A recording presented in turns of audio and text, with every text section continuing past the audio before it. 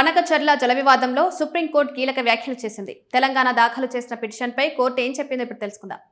ఆంధ్రప్రదేశ్ తెలంగాణ మధ్య జల వివాదం మరోసారి తెరపైకొచ్చింది. పోలవరం ప్రాజెక్టు, కృష్ణానది జలాల వినియోగం, బనకచర్ల క్రాస్ రెగ్యులేటర్ అంశాలపై తెలంగాణ ప్రభుత్వం దాఖలు చేసిన పిటిషన్ను సుప్రీంకోర్టు పరిశీలించింది. ఈ పిటిషన్లో ఆంధ్రప్రదేశ్ ప్రభుత్వం చేపడుతున్న కొన్ని పనులపై అభ్యంతరాలు వ్యక్తం చేస్తూ తక్షణమే జోక్యం చేసుకోవాలని తెలంగాణ ప్రభుత్వం కోరింది. ప్రాజెక్టులకు సంబంధించిన అంశాల్లో స్టే విధించాలని కూడా విజ్ఞప్తి చేసింది. ఈ కేసును జస్టిస్ విక్రమ్నాథ్ నేతృత్వంలోని ధర్మాసనం విచారించింది. అయితే విచారణ సందర్భంగా పిటిషన్లో కొన్ని సాంకేతిక లోపాలున్నాయని కోర్టు గుర్తించింది. పిటిషన్లో ఉన్న ప్రాథమిక లోపాలను ముందుగా సరిచేయాల్సిన అవసరం ఉందని ధర్మాసనం స్పష్టం చేసింది. లోపాలు పరిష్కరించక ముందే ప్రతివాదులకు నోటీసులు ఇవ్వడం, మధ్యంతర ఆదేశాలు జారీ చేయడం సాధ్యం కాదని పేర్కొంది. దీంతో ముందుగా పిటిషన్లోని లోపాలను సవరించాలని తెలంగాణ ప్రభుత్వానికి సూచించింది.